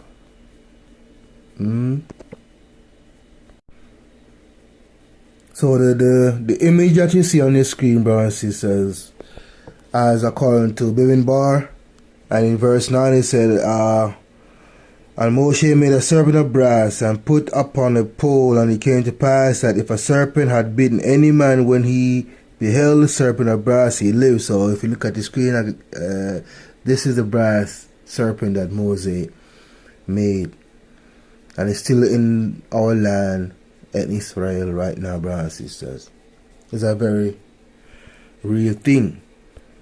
You understand? It's a very real thing, brothers and sisters. And this too, as we go down further, you will see the Most High was to destroy this very image, because ethnic Israel turned this into an object of worship, thinking that because of this brass serpent they see, that is the one that healing himself. The Most High said, giving glory to the Most High for healing them. You saw me? It's the same way how you saw when you get bite by a serpent in the wild. You know what I mean? What they do at times, they will catch that if you could catch the snake that bit you in that hour and you go to the hospital, you can use that same venom and heal you. You see what I mean? The same venom that sting you can heal you. You know what I mean? It's the same thing, but the Most High does short cut it, because he's the healer of all. He just heal you. You don't have to go through any steps. He just heal you. You see, brothers and sisters. So this is the serpent bronze that Moses erected in the wilderness for the children of Israel. When they murmured against the Most High was to send serpent against them. You see, and cause them to be bitten by it because of their wicked deeds and wicked ways and evil thought towards the Most High. So according to 2 Kings, on the screen, according to 2 Kings 8:18-4, King Hezekiah instituted iconoclastic reform. He abolished the shrines, smashed the pillars, and cut down the sacred posts. He also broke into pieces the bronze serpent that Moses had made, for until that time the Israelites had been offering sacrifice to it. It was called Nehushtan. In Hebrew, Nehushtan is Nehushtan, a term most likely derived from the word for serpent, Nahas, or brass, Nehoset, and meaning the brazen serpent, or the serpent in a figurative sense. It refers to the bronze serpent Moses made in the wilderness, and that King Hezekiah later destroyed because people had begun to worship it. They tell about our people, brothers and sisters. The iconoclastic reform. So according to 2 Kings 18:4, King Hezekiah instituted an iconoclastic reform. He abolished the shrines, smashed the pillars, and cut down the sacred posts. He also broke into pieces the bronze serpent that Moshe had made, for until that time the Israelites had been offering sacrifice to it. It was called Nehushtan. In Hebrew, Nahustan is Nahustan, a term most likely derived from the word for serpent, Nahas, or brass, Nahoset, and meaning the brazen serpent or the serpent in a figurative sense. It refers to the bronze serpent Moses made in the wilderness, and the king Hezekiah later destroyed because people had begun to worship it, brothers and sisters. Okay, brothers, let's move on. We're gonna precept verse 9 of chapter 16. For them the bitings of grasshoppers and flies killed, neither was there found any remedy for the life, for they were worthy to be punished by such. Right, so we're going to Exodus 8:20-24 to bring that out. But we already know, it was the children of Israel that was beaten in the wilderness, because the Most High sent the serpents and the beasts amongst them, against them. And Yahuwah said unto Moshe, Rise up early in the morning and stand before Pharaoh. Lo, he cometh before the waters, and say unto him, Thus saith Yahuwah, Let my people go, that they may serve me. Else if thou wilt not let my people go, behold, I will send swarms of flies upon thee and upon thy servants and upon thy people, and into the house, and the houses of the Egyptians, Mizraim, shall be full of swarms of flies, and also the ground whereupon they are. You see, brothers and sisters. So verse 9 is talking about the destruction and judgment upon Mizraim. When the grasshoppers start biting them and the flies kill, there was no remedy for them, brothers and sisters. Well, there is none. The only remedy was Yahusha, whom I wish they denied. Yahuwah, the creator of all things, on whom they deny. Okay, let's bring out verse 9 some more. We're going to use same Shemot, Exodus 10:1-5. And Yahuwah said unto Moshe, Go into Pharaoh, for I have hardened his heart and the heart of his servants, that I might shew these my sign before him, that thou mayest tell in the ears of the sons and of thine sons that things I have wrought in Mizraim, and my signs which things I have wrought in Mizraim, and my signs which I have done among them, that ye may know that I am Yahuwah. And Moses and Aaron came in unto Pharaoh and said unto him, Thus saith Yahuwah Eliyahu of the Hebrews. You see a lot of people that talk about, we're not Hebrews, but time and time again, twice now the Most High referred to us as Hebrews, because that is our identity. And our nationality is Yashraelites, Yashrael, Israel. And the land is called off our nationality, Israel, the land of Israel. We are Hebrews, the royal house of Israel. There's many Hebrews. Esau is a Hebrew. Ishmael is also Hebrew. Both from Abraham's seed. Isaac, Yaakov, Hebrews. But his name was changed from Yaakov to Israel because the Most High was about to make him into a nation. And that singular name given to Jacob is a symbolic name, or physical real name, but also symbolic to his descendants that could come after him. The 12 sons, 12 patriarchs, who in turn have descendants, and we are called Israel till this day.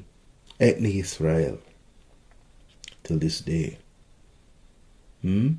So we are Hebrews, children of Israel,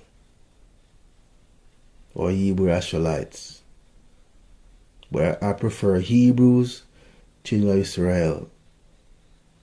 Show up our identity first, then our nationality follows after that. Israel is the seed. Hebrews is our identity. And And Moses and Aaron came in unto Pharaoh and said unto him, Thus saith Yahweh of the Hebrews, how long wilt thou refuse to humble thyself before me? Let my people go, that they may serve me. And if thou refuse to let my people go, behold, tomorrow will I bring the locusts into thine coast, and they shall cover thy face of the earth, that one cannot be able to see the earth, and they shall eat the residue of that which escaped, which remained unto you from the hail, shall eat every tree which groweth for you out of the field, brothers and sisters. Let's continue precept in verse 9. We're going to use Revelin, Chizon 9, 1-7. And the fifth angel sounded, and I saw a star fall from heaven unto the earth, and to him was given the key of the bottomless pit. And he opened the bottomless pit, and there arose a smoke out of the pit, as the smoke of a great furnace, and the sun and the air were darkened by reason of the smoke of the pit. And there came out of the smoke locusts, and the earth, and upon the earth, and unto them was given power, as the scorpions of the earth have power. And it was commanded them that they should not hurt the grass of the earth, neither any green thing, neither any tree, but only those men which have not the seal of Eliyahu in their foreheads. And to them it was given that they should not kill them, but that they should be tormented 5 months, and their torment was as the torment of a scorpion when it strikes a man. And in those days shall men seek death, and shall not find it, and shall desire to die, and death shall flee from them. And the shapes of the locusts were like unto horses prepared unto battle, and on their heads were as it were crowns like gold, and their faces were as the faces of men. So, you're talking about those, those, what you call those choppers, tomahawk. Is tomahawk? Okay, brothers and sisters, if you take a look at the screen, right, you will see a Boeing Sikorsky HAR-66 Comanche, right? The Boeing Sikorsky RAH-66 Comanche was an American stealth army renaissance, an attack helicopter designed for the United States Army. Following decades of study and development, the RAH-66 program was cancelled in 2004 before mass production began, by which point nearly, they spent $87 billion on a project like this. But as you can see, brothers and sisters, this a Comanche has a stinger at the back of it. You see the stinger at the back of it? And if you look closely, you will see, two male looking figure. And they wear crowns like gold, right? Crowns, they're talking about helmet. And the faces were as the faces of men. And two men in the helicopter, right? Some grow their hair, long hair. Hair like females. I'll show you another picture, brothers and sisters. And when those chopper, like they fly in groups, the propellers, the sound of the propellers sound like multiple horses preparing for battle. Boop, boop, boop, boop, boop, boop, boop, boop. That type of sound. You know what I mean? Heading for battle, brothers and sisters. Right? And so the torment, which the scripture is talking about, the torment is like a chemical spray that's going to come out of the tail of the helicopter. Just like how they do experiment and they spray and when they spray things in the atmosphere, a particular group of neighborhood, that's how you know it's going to be measured in a particular, space. You see, 1/3, should not, you see, it was commanded them that they should not hurt the grass of the earth, neither any green thing, neither any tree, but only those men which have not the seal of Eliyahu in their foreheads. You know what I mean? So it's going to be a combination of both, you see, brothers and sisters, right? And the shapes of the locusts were like unto horses prepared unto battle, and on their heads were as it were crowns like gold, and their face were as face of men. Okay, so we had verse 13 in chapter 16 of Chokmah Shalomah. Verse 13, so we're going to precept that. For thou hast power of life, and that thou leadest to the gates of hell, and bringest up again. So we're going to use Tehillim 105 to bring that out. Okay, brothers and sisters, Tehillim 5. Oh, give thanks unto his name, make known his deeds among the people, sing unto him, sing psalms unto him, talk ye of all his wondrous works. Glory ye in his holy name, let the heart of them rejoice that seek Yahuwah, and in strength seek his face forevermore. Remember his marvelous works that he had done, his wonders and his judgment of his mouth. Remember his marvelous works that he had done, his wonders and the judgments of his mouth. O ye seed of Abraham, his servants, ye children of Yaakov, his chosen. He is Yahuwah, or Eliyahu. His judgment are in all the earth. He had remembered his covenant forever, the word which he commanded to 1,000 generations, which covenant he made with Abraham and his oath unto Isaac, and confirmed the same unto Yaakov for a law, and Israel for everlasting covenant, saying, unto thee will I give the land of the Canaan, and the lot of your inheritance, when they were but a few men in number, yea, very few and strangers in it, when they went from one nation to another, from one kingdom to another people. He suffered no man to do them wrong, yea, he reproved kings for their sakes, saying, touch not my anointed, and do my prophets no harm. Moreover, he called for a famine upon the land, he brake the whole staff of bread. He sent a man before them, even Joseph, who was sold for a servant, whose feet they hurt with fetters. He was laid in iron, until the time that his word came, the word of Yahuwah tried him. The king sent and loosed him, even the ruler of the people, and let him go free. He made him a donor over his house, and ruler of all his substance, to bind his princes at his pleasure, and teach his senators wisdom. Israel also came into Mizraim, and Jacob sojourned in the land of Ham. And he increased his people greatly, and made them stronger than their enemies. He turned their hearts to hate his people, to deal subtlety with his servants.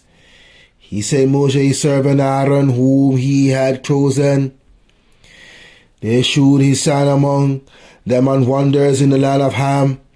He sent darkness and made it dark, and they rebelled not against his word.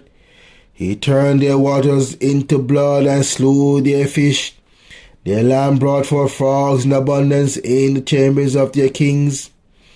He spake, and there came divers sorts of flies and lice in all their coasts. He smote their vine, also their fig trees, and brake the trees of their coasts. He spake, and the locusts came, and caterpillars, and that without number, and did eat up all the herbs in the land, and devour the fruits of their ground. He smote also all the firstborn in their land, the chief of all their strength.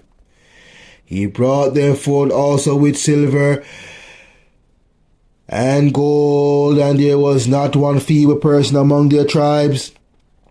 Ephraim was glad when they departed, for their fear of them fell upon them. Ephraim was glad when they departed, for the fear of them fell upon them. He spread a cloud for covering, and fire to give light in the night. The people asked, and he brought quails and satisfied them with the bread of heaven. He opened the rock, and the waters gushed out. They ran in the dry places like a river. He remembered his holy promise on Abraham his servant, and he brought forth his people with joy, and his chosen with gladness, and gave them the lands of the heathen, and they inherited the labor of the people, that they might observe his statutes and keep his laws. Praise ye Yahuwah. Wisdom, I tell you. Wisdom. Okay, brothers here, so we still precept in 13 of chapter 15 of Chokmah Shalomah. Right? Verse 13. For thou hast power of life and death, thou leadest to the gate of hell and bringest up again.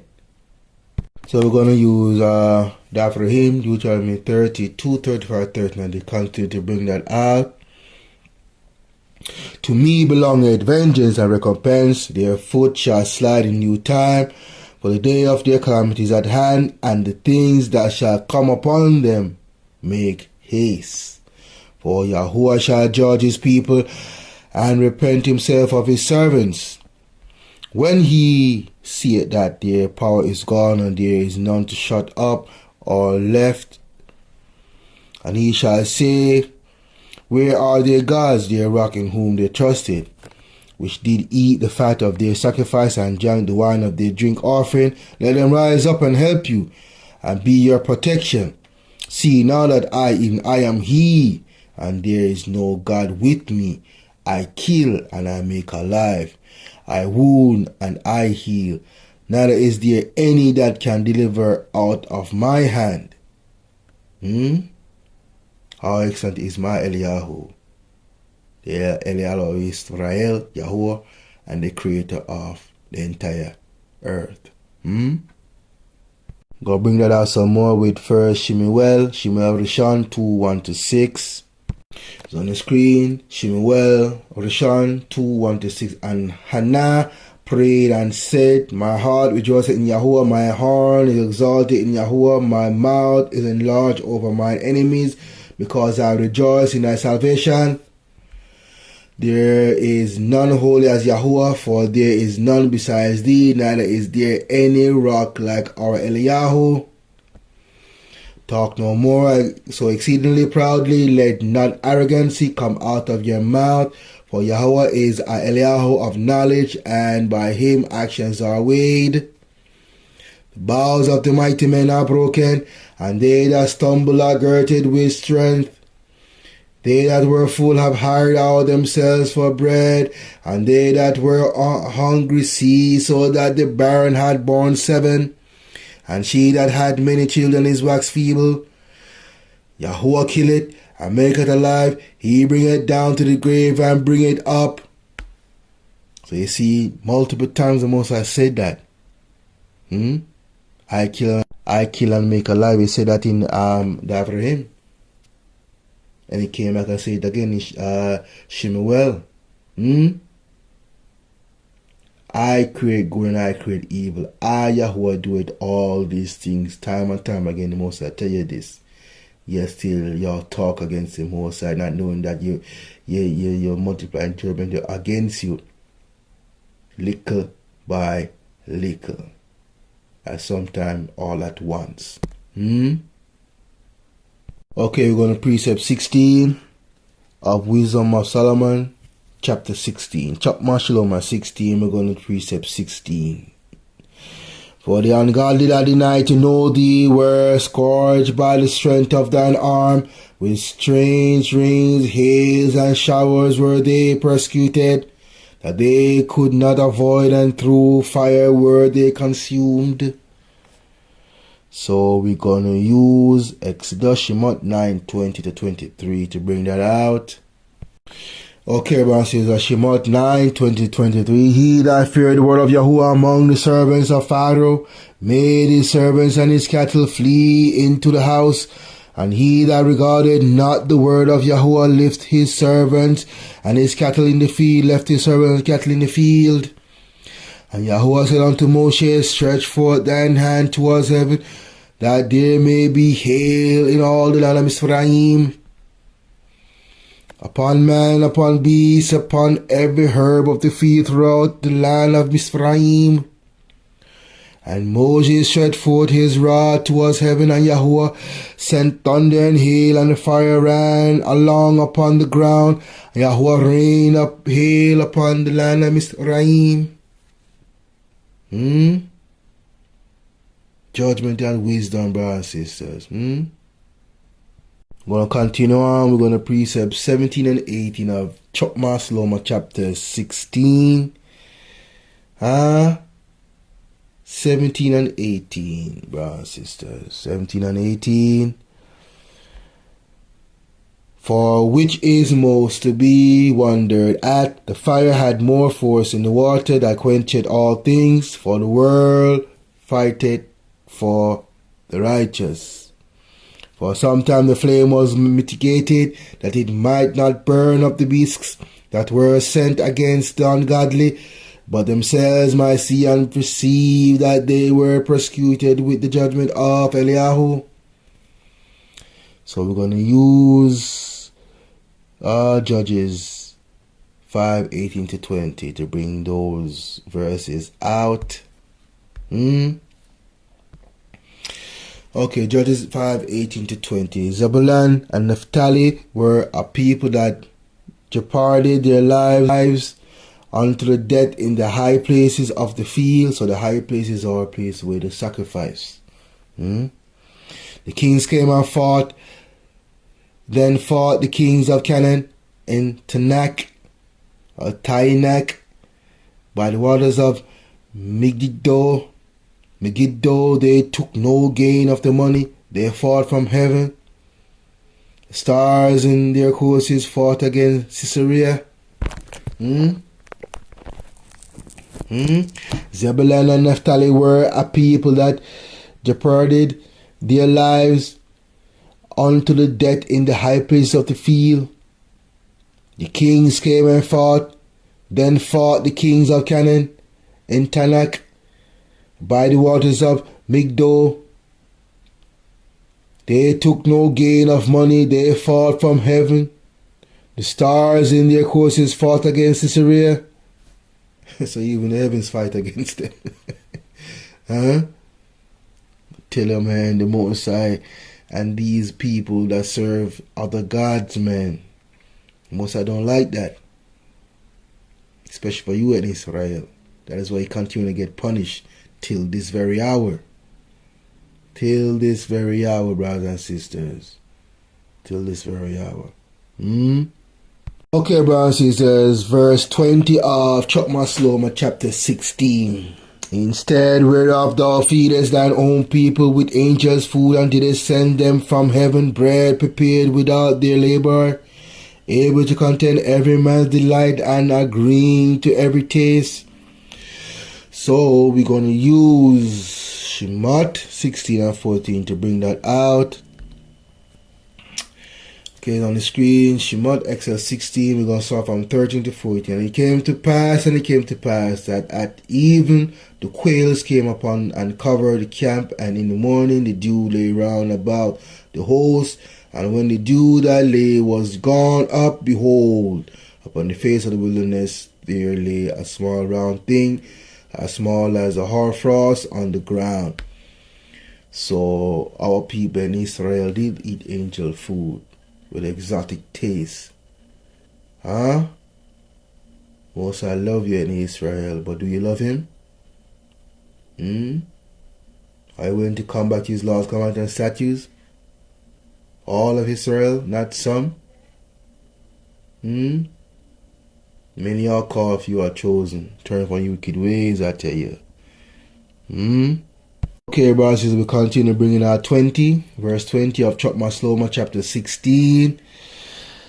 And we're going to take it from Bibin Bar, Numbers 11:6-7. But now our soul is dried away. There is nothing at all besides this manna before our eyes. And the manna was a coriander seed, and the color thereof as the color of bdellium. Even when the Most High provide that, they still complain. Listen, this is what they say.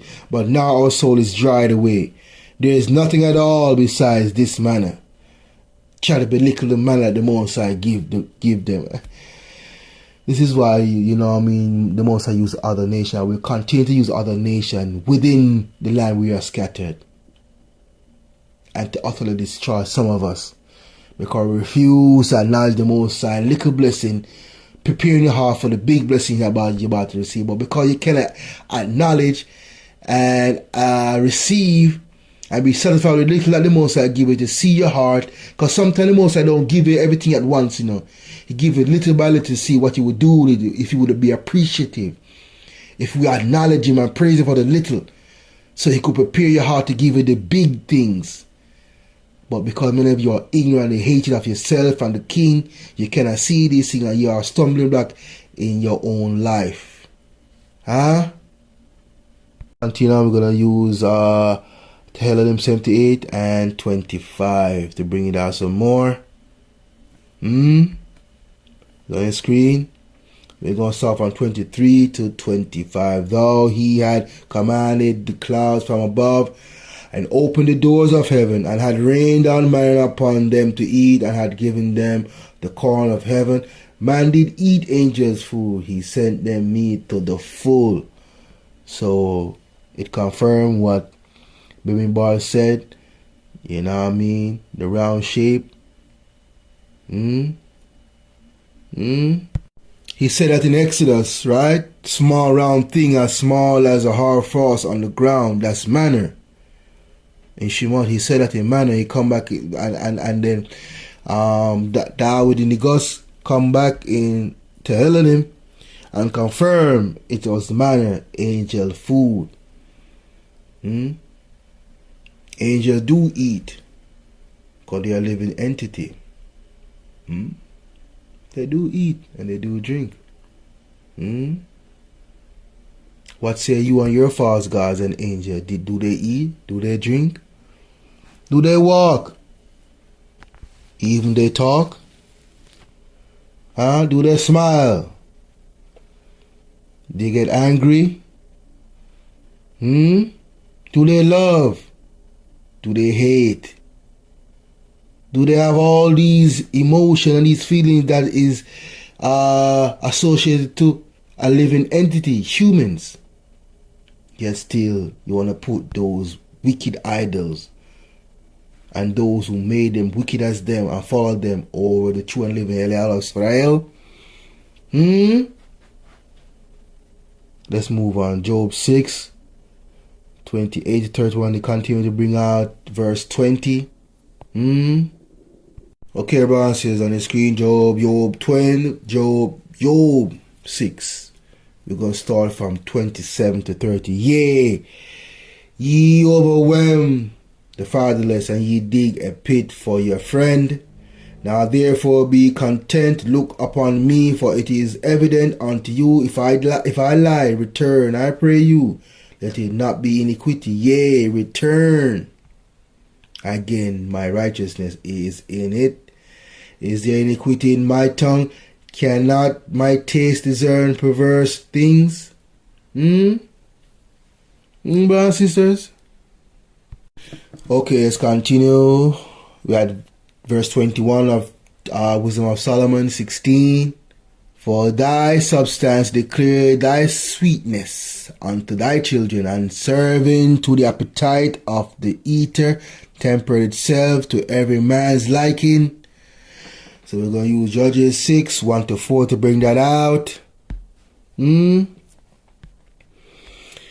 the children of Israel did evil in the sight of Yahuwah, and Yahuwah delivered them into the hand of the Midian 7 years. And the hand of the Midian prevailed against Israel, and because of the Midianites, the children of Israel made them the dens which are in the mountains and caves and strongholds.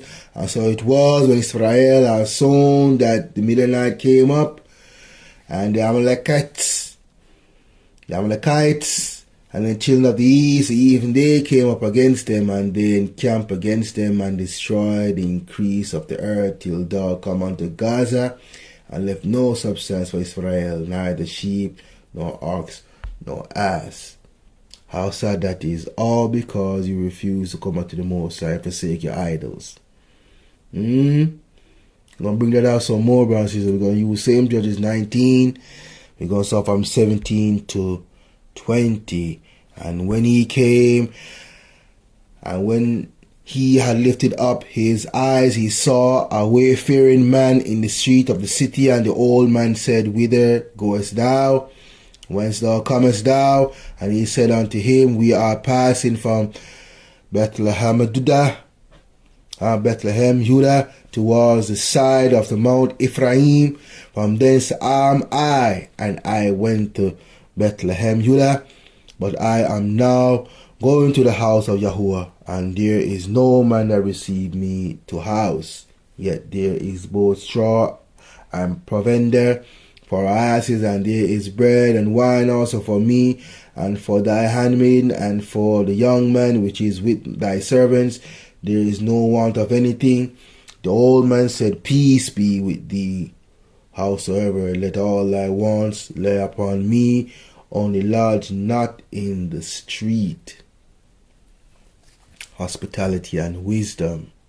Okay, brothers and sisters, we're closing down now. Closing down 26, the final precept, right, of chapter 16, 26. Okay, so chapter 16 and verse 26. That thy children, O Yahuwah, whom thou lovest, might know that it is not the growing of fruits that nourish man, but that it is thy word which preserveth them that put their trust in thee. So we're going to use Davraim 8, 1 to 3 to bring that out. All, not some, all the commandments which I command thee this day shall ye observe to do, that ye may live and multiply and go in and possess the land which Yahuwah swear unto your fathers. Thou shalt remember all the ways which Yahuwah thy Elahu led thee these 40 years in the wilderness, to humble thee and to prove thee, to know what was in thine heart, whether thou wouldest keep his commandments or no. And he humbled thee, and suffered thee to hunger, and fed thee with manna which thou knowest not, neither did thy fathers know, that he might make thee know that man doeth not live by bread alone, but by every word that proceeded out of the mouth of Yahuwah doeth man live. You see that? Yahusha is the word that sustains man. We move, breathe, walk, talk, live, laugh, smile, hate in Yahusha. All these things we move and breathe within him. His life. Life entails all these things. Death, destruction, everything is in Yahusha. Moving. Because he created all these things for his purpose. Not for you to question the king. Because the king said last week, or the week before I said it, you know what I mean? Who is the one who created, try to question the creator? You are a created being. You know? It's just like you ask, it's just like one day the car that the manufacturer made, the technician made, whatever. Right? Then all of a sudden the car gonna say, why did you make me? I mean, that makes sense? Huh? It would table say to the carpenter. It's just like the table, the table said to the carpenter, why do you make me? That makes sense? So why would you sit there and question the Most High who created the heavens and the earth, the seas, the dry land, and all things visible and invisible? Who is you? You're nothing. You are nothing. You see, the other nations, but the Israel, you know, you are the apple of the Most High. And even then you reduce yourself to nothing. Even then you reduce yourself to nothing, brother and sister, because you continue to be in disobedience and being treasonous against the Most High, hateful against the Most High, continue to murmur against the Most High and his servants. And for that the Most High is going to send a fiery serpent among you and destroy you. literally and figuratively. Okay, brothers and sisters, the final precept, 26. 26, brothers and sisters, of chapter 16. 26 of chapter 16. It is that it might be known that we must prevent the sun to give thee thanks, and at the day spring pray unto thee. For the hope of the unthankful shall melt away as the winter's harsh frost shall run away as unprofitable water. So we use the Matthew 4:1-4. Then was Yahushua led up of the Spirit into the wilderness to be tempted of the devil. And when he had fasted 40 days and 40 nights, so you see that 40 days and 40 nights comes back again. And that 40 and 40 nights, what? Where did we see that in the scriptures, in the studies, what we've been studying all this time, bro, in better shit? 40s and 49, the Most High rain, water. Brothers and sisters, and it's the same thing right here in the Mashiach. Come and be tempted, fasted 40 days and 40 nights, and he was afterward a hungered. And when the tempter came to him, he said, If thou be the son of Eliyahu, command that these stones be made bread. And he answered and said, It is written, Man shall not live by bread alone, but by every word that proceeded out of the mouth of Eliyahu. Time and time again the Most High said this. Seek ye first the kingdom of Eliyahu and his righteousness, and all these things shall be added unto you, brothers and sisters. The Most High is trying to wake you up. Really take heed.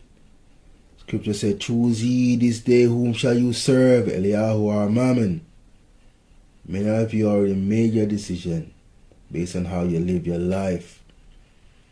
Decide on your part. You know what I mean? For the wages of sin is death, but the gift of Eliyahu is eternal life through Yahushua Mashiach, our Adonai, brothers and sisters. We can come back to him as a people, but you must first make the first step towards the Most High, and the Most High will make a step towards you. You step away from the Most High, and the Most High will step away from you. You keep the King's commandment, he will hear your prayer when you call, and deliver you out of your distress when the wicked come against you, to show the wicked that he is for you. You understand? So on that note, Brook Yahuwah Mashiach, Shina, Vishina, blessed love and shalom.